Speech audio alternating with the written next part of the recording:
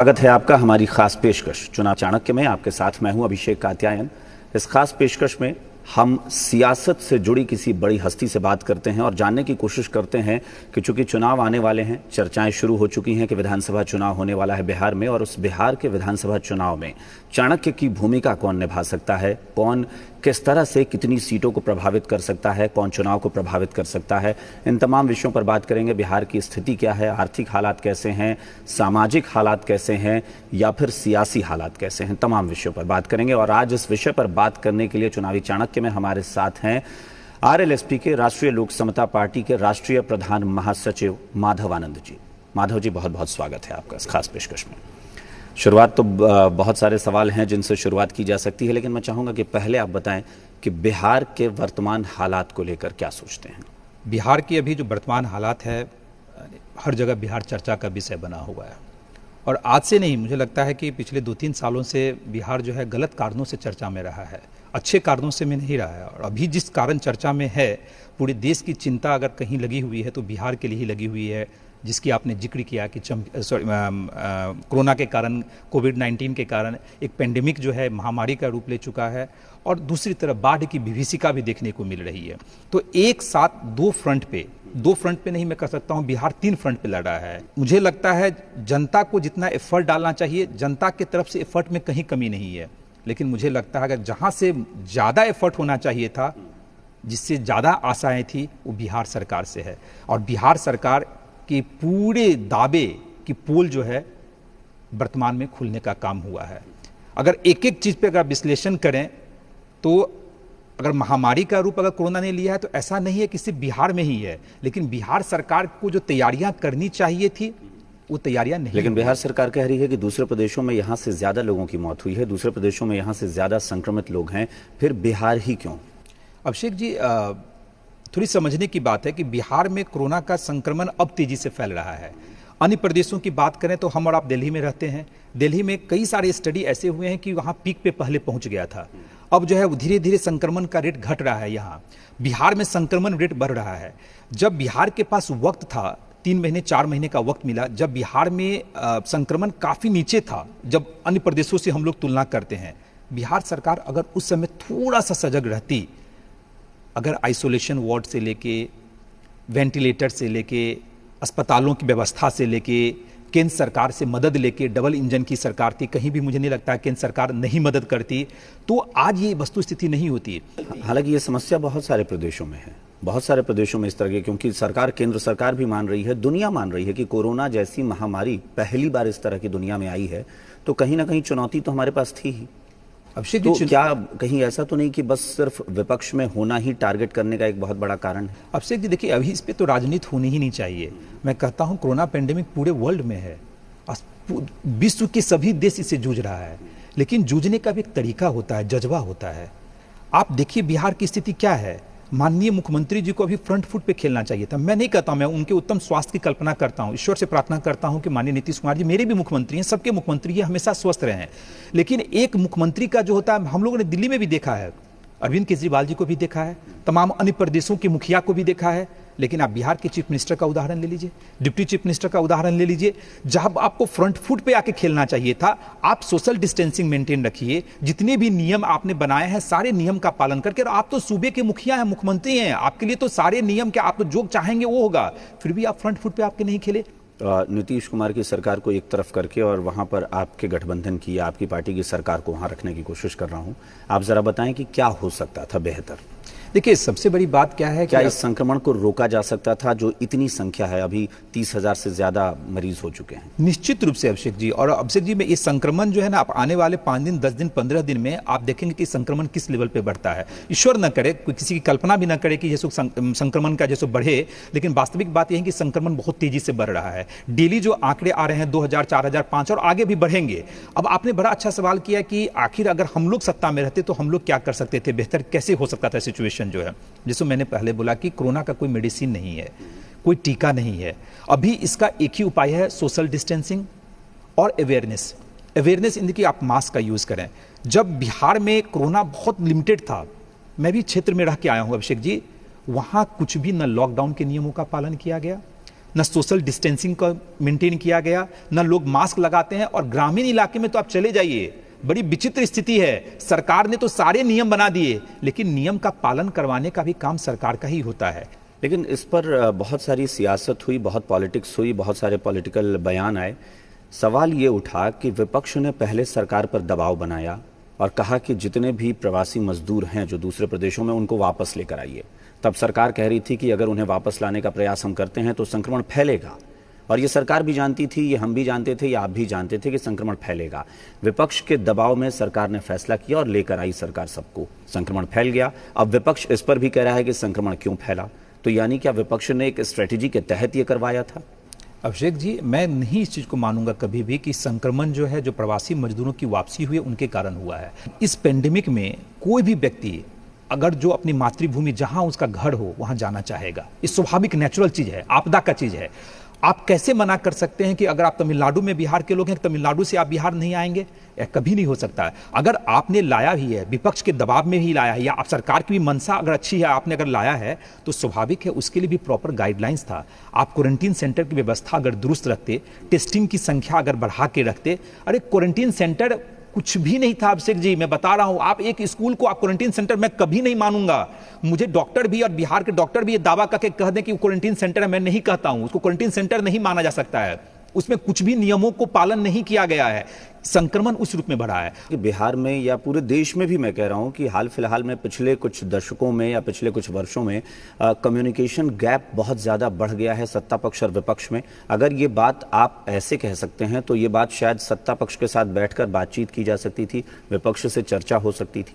अभिषेक जी देखिए, दो तीन चीजें होती है। और मैं विपक्ष की मीटिंग भी हुई थी विपक्ष के साथ। मैं राजनीतिक, आप जरूर कहेंगे कि मैं राजनीतिक व्यक्ति हूं तो राजनीतिक बातें करूंगा, लेकिन मैं कुछ डिफरेंट भी कभी सोचता हूं। जो सत्ताधारी गठबंधन है, जो 15 साल इन लोगों को मौका मिला, और इस बात की चर्चा पूरे बिहार में है कि माननीय नीतीश कुमार जी ने 15 सालों में जो डेवलपमेंट करना चाहिए था वो डेवलपमेंट नहीं किया।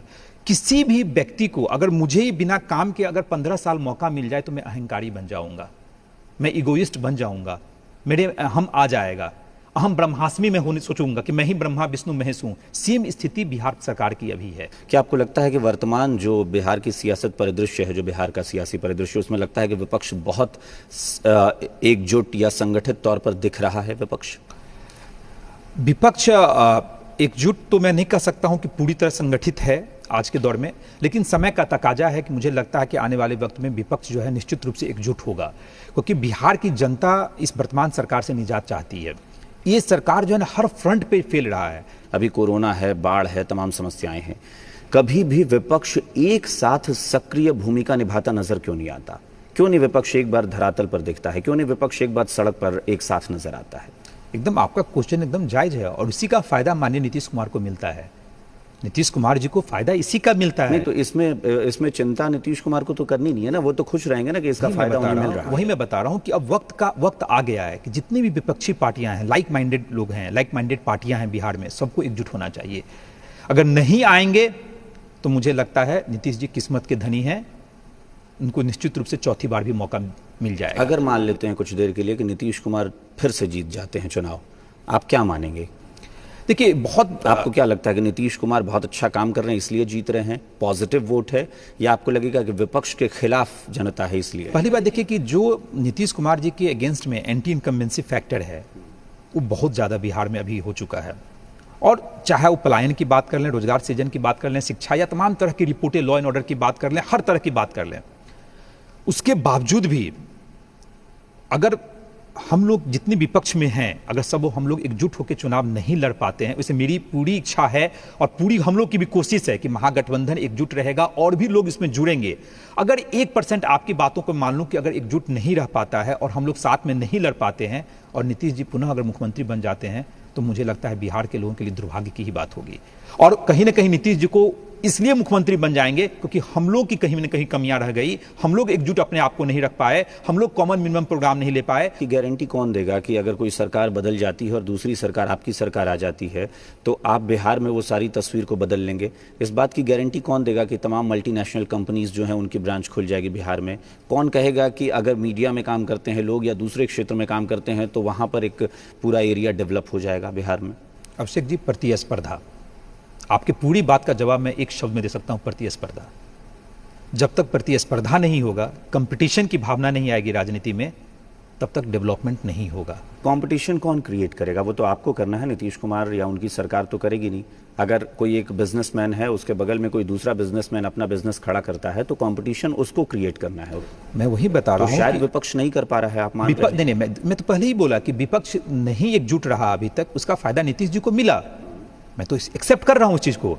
लेकिन जब आपने कहा कि प्रतिस्पर्धा कैसे क्रिएट होगा, कुछ चीजें जनता के हाथ में भी होता है। मैंने भी आपसे पहले कहा ना कि वर्तमान परिदृश्य की मैं बात कर रहा हूं। वर्तमान में यानी आज की भी बात करते हैं तो विपक्ष एक साथ कहां दिखता है? नहीं, देखिए, अब तो देखिए, विपक्ष तो खैर अभी एकजुट है और आने वाले वक्त में बहुत जल्दी आपके सामने जो महागठबंधन का स्वरूप आने वाला है, बहुत ही अच्छा स्वरूप आने वाला है। और जो अभी जितनी भी पार्टियां महागठबंधन में हैं, इसके अलावा भी और भी पार्टियां इसमें जुड़ेंगी। इस बार कहीं मुझे नहीं लगता है कि महागठबंधन इतना अटूट होगा, इस बार इतना मजबूत होगा कि नीतीश जी कहीं भी नहीं टिकेंगे। बिहार के चुनाव को लेकर यह कहा जा रहा है कि विपक्ष जो है भागने की कोशिश कर रहा है, क्योंकि विपक्ष को लग रहा है कि भाई हमने तो धरातल पर कभी काम किया नहीं, इसलिए हम चुनाव जीत नहीं सकते। ये आरोप एनडीए की तरफ से। विपक्ष क्यों भागना चाहेगा बताइए? मुझे तो लगता है पहली बार विपक्ष कह रहा है, नहीं, मीडिया के माध्यम से मुझे आश्चर्य लग रहा है कि भारतीय लोकतंत्र में मैं पहली बार सुन रहा हूं कि जैसे विपक्ष क्यों भागेगा चुनाव से। विपक्ष तो हमेशा चाहता है चुनाव हो। विपक्ष की बात ये नहीं है। विपक्ष ये कह रहा है कि कोरोना का संक्रमण जिस रूप में बढ़ रहा है आज के डेट में, पहले कोरोना के संक्रमण को रोकना है, लोगों की जान बचानी है। अगर सरकार दावा करती है कि हाँ, कि मैं चुनाव से पहले सब लोगों को सेव कर दूंगा, भाई कौन चुनाव लड़ने के लिए नहीं तैयार है? कौन सी पार्टी की तैयारियां नहीं है? क्या ये आपने दिलचस्प बात कही कि विपक्ष चाहता है कि 5 साल सरकार न चले, पहले ही चुनाव हो जाए। निश्चित रूप से कौन सी सरकार नहीं चाहेगी? बताइए, कौन सा विपक्षी दल नहीं चाहेगा कि चुनाव जो है सरकार बिफोर टाइम हो जाए, जिससे उसको मौका मिले, संभावनाएं बनी रहे। तो ये जो मीडिया के माध्यम से पता चलता है कि विपक्ष कभी ऐसा नहीं कर रहा। क्योंकि एनडीए का यही आरोप है कि आप चुनाव से भाग रहे हैं। एनडीए तो आरोप लगाए, उनका काम है। क्या एनडीए हम लोग का कभी समर्थन करेगा? क्या एनडीए हम लोग को जैसे अप्रिशिएट करेगा? कभी नहीं, उनका काम है। और अगर मान लेते हैं कि सरकार ये चाहती है सत्ता पक्ष के चुनाव हो और चुनाव आयोग भी सत्ता पक्ष के साथ ही है, कहता है कि हाँ चुनाव हो जाना चाहिए, फिर देखिए, इलेक्शन कमीशन का काम है। इलेक्शन कमीशन ये सुनिश्चित करे। फिर आपकी तैयारी पूरी है? पूरी तैयारी है। तैयारियों पर एक बार आता हूं मैं। जीतन राम मांझी कह रहे हैं कि हम अभी कंफर्म नहीं है कि हम महागठबंधन के साथ रहेंगे या नहीं रहेंगे। तो जब एक पार्टी ने कह दिया कि हम कंफर्म नहीं हैं, उपेंद्र कुशवाहा जी आपके पार्टी के राष्ट्रीय अध्यक्ष हैं, उनको पिछले दिनों हमने देखा था कि काफ़ी सक्रिय थे। जो भी कार्यक्रम हो रहा था, जो भी आयोजन महागठबंधन की तरफ से हो रहा था, सभी को एक मंच पर ला रहे थे वो लगातार। तब तेजस्वी यादव सक्रिय नहीं थे। अब तेजस्वी यादव अचानक से 1-1.5 महीने में सक्रिय हुए हैं, तो उपेंद्र कुशवाहा की सक्रियता नहीं दिख रही। देखिए, उपेंद्र कुशवाहा जी महागठबंधन के कद्दावर नेताओं में से एक हैं, अनुभवी नेता हैं। अनुभव जो है एज से भी होता है। उनकी हमेशा से कोशिश रही है कि महागठबंधन हमेशा से एकजुट रहे। जो भी कार्यक्रम हम लोग करें, सब लोग मिलके करें, सब जैसो एक प्लेटफॉर्म पे आवे, कोशिश जरूर रही है। और बहुत जगह उनको सफलता भी मिली है। 2-3 कार्यक्रम जो हम लोगों ने किया, आप लोगों ने भी देखा कि सबको हम लोगों ने जुटाने का भी काम किया। अब वक्त आ गया, जो आपने कहा ना, जितनी भी समस्याएं महागठबंधन में थी, या मांझी जी की आप बात कर रहे हैं या हम मेरी पार्टी की बात कर रहे हैं, हम सब लोग लाइक माइंडेड लोग हैं। आज मांझी जी भी एनडीए महागठबंधन के साथ हैं, मुकेश भी महागठबंधन के साथ हैं, राष्ट्रीय लोक समता पार्टी भी महागठबंधन, कांग्रेस, आरजेडी, सीपीआई, सीपीएम और भी जो लाइक माइंडेड पार्टियां, सब लोग साथ में रहेंगे। ऐलान कौन करेगा? जीतन राम मांझी महागठबंधन के साथ हैं, मुकेश सहनी महागठबंधन के साथ हैं, उसका ऐलान तो वो आकर करें। जीतन राम मांझी तो एकदम बार-बार कह चुके हैं, वो तो हर 1 महीने बाद अल्टीमेटम देते हैं। देखिए, कुछ चीज़ें ऐसी है कि जो वक्त पे ही होता है। जो भी हम लोग की महागठबंधन में समस्याएं थी, पेच थी, हम लोगों ने भी दूर करने की कोशिश की है। बहुत सारे मीटिंग दिल्ली में भी हुए हैं, बहुत सारे मीटिंग पटना में भी हुआ है, आगे भी मीटिंग हम लोग का प्रपोज है। मुझे लगता है आने वाले वक्त में, अभी तो लॉकडाउन बिहार में हो गया 31 जुलाई तक, लॉकडाउन के बाद मुझे लगता है कि 15 अगस्त के आसपास जितने भी आपके सवाल के जवाब हैं, वो हम लोग सक्षम होंगे उसका जवाब देने में। प्रयास लगाए जा रहे हैं, चूंकि पिछले दिनों कांग्रेस, महागठबंधन के दूसरे घटक दल हों, चाहे आरएलएसपी हो, जीतन राम मांझी की हिंदुस्तानी आवाम मोर्चा हो या वीआईपी पार्टी हो, ये आपस में मीटिंग कर लेते हैं, लेकिन आरजेडी नहीं। तो क्या महागठबंधन माइनस आरजेडी जैसी अवधारणा जो बहुत समय से चर्चा में है, वैसी भी कोई तस्वीर निकल कर आएगी? एक बात मैं अभिषेक जी बहुत क्लियर कर दूं, महागठबंधन का अर्थ है आरजेडी प्लस आरजेडी प्लस यानी आरजेडी बड़ी पार्टी है, इस चीज को समझना पड़ेगा। उनकी भूमिका बड़ी होगी, अभी भी है और आगे भी होगी, क्योंकि सबसे लार्जेस्ट पार्टी अगर कोई महागठबंधन में है तो सीटों की संख्या से लेके, कैडर से लेके वो आरजेडी का है। इस बात में कहीं भी कोई चर्चा का विषय ही नहीं रहा है कि महागठबंधन में आरजेडी माइनस और आरजेडी प्लस। आरजेडी प्लस की ही बात होगी, माइनस की बात कभी नहीं होगी। तो फिर आरजेडी का नेतृत्व स्वीकार करने में कहाँ दिक्कत है? देखिए, आरजेडी का नेतृत्व किसने कहा कि हम लोग स्वीकार नहीं करेंगे? कभी आपने क्या उपेंद्र कुशवाहा जी का ऐसा कोई बयान सुना कि मैं तेजस्वी जी का चेहरा एक्सेप्ट नहीं करूंगा, या मेरी तरफ से कोई बयान आया? ऐसा कभी बयान नहीं आया। हम लोगों ने यही कहा कि जब महागठबंधन यानी परिवार के तरह है तो परिवार में कोई भी डिसीजन सामूहिक होना चाहिए। आरजेडी ने स्वतंत्र है, आरजेडी ने निर्णय लिया कि तेजस्वी यादव जी के चेहरे पे ही चुनाव लड़ा जाएगा, लेकिन उस निर्णय को हम लोग सर्वसम्मति से आपके सामने तो लाएंगे ना। हम लोग कौन सी प्रक्रिया की बात कर रहे हैं? उसी प्रक्रिया की बात कर रहे हैं। तो स्वाभाविक है अब वो वक्त आ गया है। कभी भी कोई भी, हम लोगों ने कभी नहीं बोला कि अगर आरजेडी साथ बैठने को तैयार नहीं है तो आप लोग अपने अपने स्तर पर कह सकते हैं कि तेजस्वी यादव हमारे मुख्यमंत्री के चेहरा है, हमें कोई दिक्कत नहीं है। इस बात क्योंकि आरजेडी तो बैठने को तैयार नहीं है। आपको कैसे पता कि आरजेडी नहीं बैठता है? आरजेडी से क्या हम लोग की वार्तालाप नहीं होती है? ऐसे तो है नहीं। मैं भी तेजस्वी जी के टच में रहता हूँ, जगदा बाबू के टच में रहता हूं जो प्रदेश अध्यक्ष हो सकता है। व्यक्तिगत तौर पर नहीं, व्यक्तिगत तौर पे नहीं। हम लोगों ने भी कमेटी बनाई है। आपने देखा होगा कि जीतन राम मांझी की पार्टी में बार-बार जिक्र इसलिए कर रहा हूं कि महागठबंधन या किसी भी घटक दल ने एक भी छेद अगर किया उस नाव में तो वो नाव डूबना तय है।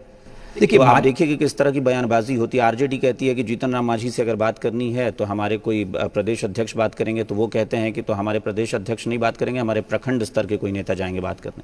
इस लेवल पे तो बात होती है। हम लोग को बचना चाहिए। जो आप कह रहे हैं मैं मानता हूं कि ऐसे बयानबाजी नहीं होना चाहिए, कहीं भी उचित नहीं है गठबंधन धर्म के लिए, लेकिन ऐसी बयानबाजियां हुई है, मैं भी, हम लोग की भी नॉलेज में है। देखिए, ऐसा नहीं होना चाहिए। और जहां तक मुझे लगता है मांझी जी की कुछ डिमांड हैं, उस डिमांड पे चर्चा भी हम लोग की हुई है, जो इंटरनल मीटिंग्स होती है, और उनकी डिमांड मैं कह सकता हूं जायज़ ही डिमांड है। ऐसा कुछ उन्होंने नहीं मांगा है कि कोऑर्डिनेशन कमेटी कोई बहुत बड़ी चीज़ नहीं है। और मुझे लगता है कि आरजेडी भी इस चीज़ को समझ रही है। आरजेडी बड़ी पार्टी है, उनकी भूमिका बड़ी है। तेजस्वी जी बड़े नेता हैं, विपक्ष के नेता हैं, हम सब लोगों के नेता हैं। और कोई भी पार्टी ऐसा नहीं कही है कि तेजस्वी यादव में सारी खूबियां हैं, क्यों नहीं बन सकते हैं मुख्यमंत्री, लेकिन एक प्लेटफॉर्म पे बैठा के सबको आम निर्णय से सहमति की जरूरत है।